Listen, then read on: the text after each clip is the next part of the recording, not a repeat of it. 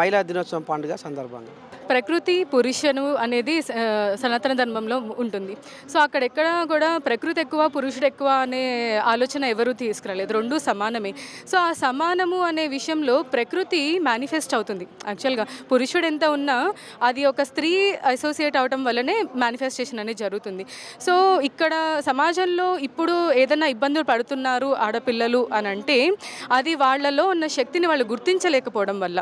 అది సమాజంగా తల్లిదండ్రులుగా వాళ్ళు స్వతహాగా వాళ్ళ గురువుల దగ్గర నుంచి కానీ మనలో ఏంటి మనం ఏంటి అనేది ఎప్పుడైతే వాళ్ళు ఆలోచన చేసుకోగలుగుతారో అప్పుడు వాళ్ళ శక్తిని గుర్తించుకున్నప్పుడు దాన్ని వాళ్ళు మేనిఫెస్ట్ చేసుకోవడము, వాళ్ళని వాళ్ళు ప్రొటెక్ట్ చేసుకోగలటము, వాళ్ళు ఏంటి అనేది వాళ్ళ విద్యా వృత్తుల్లో నిర్వర్తించుకునే విషయాలలో వాళ్ళ ఎదుగుదల అన్నీ కూడా వాళ్ళలో ఉన్న పవర్ని వాళ్ళు గుర్తించినప్పుడే. ఆ గుర్తించడానికి సమాజము, అలానే తల్లిదండ్రులు, అలానే గురువులు ప్రతి ఒక్కళ్ళ బాధ్యత ఉంటుంది. అది మూవీస్ అంటే మూవీస్లో కూడా మంచి విషయాలు చేసేవాళ్ళు ఉంటారు, కానీ ఒక కరెక్ట్ అయిన ఒక విద్య అనేది కావాలి, అలానే ఒక వాతావరణం అనేది కావాలి, ఇవన్నీ కూడా కావాలి. మనము శివుడు పార్వతీలు చూస్తున్నాము, ప్రతి ఒక్క దేవుళ్ళలో కూడా ఒక స్త్రీ ఎంత ఇంపార్టెంట్ అనేది మన పురాణాల్లోనే చూస్తున్నాము. సో మూవీస్ కన్నా మన పురాణాలు చాలా పెద్దవి. ఓకే, సో పేరెంట్స్ కూడా చిన్నప్పటి నుంచే వాళ్ళ విద్యలో కానీ వాళ్ళ కల్చర్లో కానీ ఒక సనాతన ధర్మాన్ని ఇంక్లూడ్ చేయడం వల్ల మనం ఏంటి అనేది గుర్తుంచుకునే శక్తి పిల్లలకి వస్తుంది అనేది ఉద్దేశం. సో మగపిల్లలు కూడా ఈ విషయంలో విద్యావంతులు అవ్వాలి, వాళ్ళని కూడా ఎడ్యుకేట్ చేయగలగాలి. అప్పుడే రెండు కలిపి ఉన్నతి స్థానానికి వెళ్తారు. ప్రకృతి పురుషి రెండు సమానము, రెండు ఉన్నతంగా ఉండాలి, సొసైటీ బాగుండాలి అని అంటే అది అందరి బాధ్యత. అది ఒక్కళ్ళతోనే ఉండదు.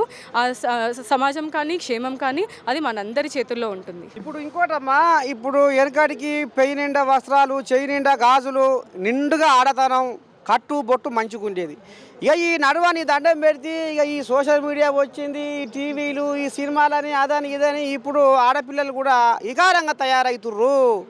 దానివల్ల యువత కూడా చెడుదారిలో పయనిస్తుర్రు అనేది కూడా ఇది గుసగుస నడుస్తుంది. ఎట్లా మరి ఇప్పుడు ఒక ఆడపిల్ల ఒకప్పుడు మరి నిండుదనంతో ఉన్న ఆడబిడ్డలు ఎందుకని ఇలా అర్ధనగ్న బట్టలతోటి కూడా ఈ రకంగా కూడా తిరుగుతున్నారు? దీనికి కారణం ఏంది? మరి ఆడపిల్ల కూడా ఎట్లా తయారు కావాలంటావు, ఏం చెప్తావు? ఇప్పుడు మన డ్రెస్సింగ్ అనేది అండి ఒకటి, అసలు మనకి ఇవంతా డ్రెస్సింగ్ అనేది ఒక కంఫర్ట్ నుంచి వచ్చింది.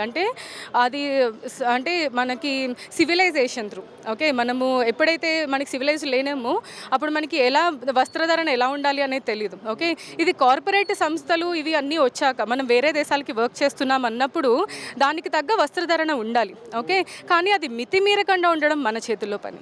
ఓకే, సో మన ఆరోగ్యానికి ఏది మంచిది, మన అలవాటుకి ఏది మంచిది, మన సొసైటీలో మనం ఎలా ఉండాలి అనేది ఆ స్పృహ మనలో ఉండాలి.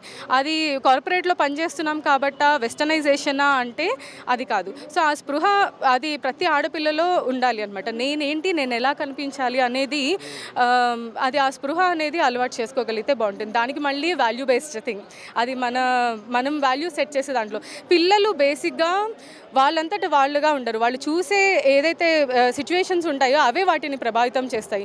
సో వాళ్ళు ఎలాంటివి చూస్తున్నారు, ఎలా ఉంటున్నారు అనేదాన్ని ఎప్పుడు కూడా వాళ్ళ ఫ్యామిలీకి, వాళ్ళ వాల్యూస్కి రూటెడ్ అయిన పిల్లలు ఎవ్వరూ కూడా ఈ ధోరణిలో పోరు. సో ఆ స్పృహని పిల్లల్లో కలిగజేసే బాధ్యత మళ్ళీ మన సొసైటీ మీదే ఉంటుంది. అది సో పాశ్చాత్యం ఇప్పుడు వెస్టర్నైజ్డ్ లేకపోతే కార్పొరేట్ వరల్డ్లోకి వెళ్తున్నప్పుడు జీన్స్ అవి వేసుకోవడం పెద్ద తప్పేం కాదు, కానీ అది ఎలా ఉండాలి, ఎక్కడ ఎలా ఉండాలి అనే బాధ్యత, అండ్ కనీసం పండగలప్పుడైనా మన వస్త్రధారణ మనకి ఎలా ఉండాలి, నా కల్చర్ని నేను ఎలా ఉంచుకోవాలి అనేది, ఇప్పుడు ఎక్కడ ఊరంతా వెళ్ళి ఎక్కడ జాబ్స్ వచ్చినా పండగకి నా ఇంటికి వెళ్ళాలనేది ఎలా ఉందో అలానే నా కల్చర్కి సంబంధించింది ఇది, నాకు గౌరవం ఇచ్చేది ఇది అని ఆ వస్త్రధారణ మీద కూడా వాళ్ళు మొగ్గు చూపితే బాగుంటుంది. మరి ఇక ప్రియదర్శిని జీవిత గారు ఈ రకంగా మరి ఇక సమాజానికి మాత్రమే ఒక రామసక్కని సందేశం ఇచ్చిరని అనుకోవాలి. మరి ఇప్పటికైనా కొన్ని మార్పులు, కొన్ని చేర్పులు మరి తల్లిదండ్రుల విషయంలో కూడా ఒక ఆడబిడ్డ అంటే ఏ రకంగా ఉండాలనేది కూడా మరి వాళ్ళ మాటల్లో కనబడుతుంది. ఇక మరి ఈ రకంగా మరి మీ నర్సయ్య తాత పైన కడితే వీళ్ళు కంటపడ్డారు, ఇంకా కూడా మరి గట్ట బయలుదేరుతా గట్ట పైన కడతా ఎవరు కలుస్తారు, ఇంకేం చెప్తారు, ఇవాళ అంతర్జాతీయ పండుగ గురించి, ఆడోళ్ళ పండుగ గురించి ఇంకా ఏం చెప్తారు అనేది మరి మీకు వినబెడతా. చూస్తూనే ఉంటారు మన ఏఎన్ఎన్.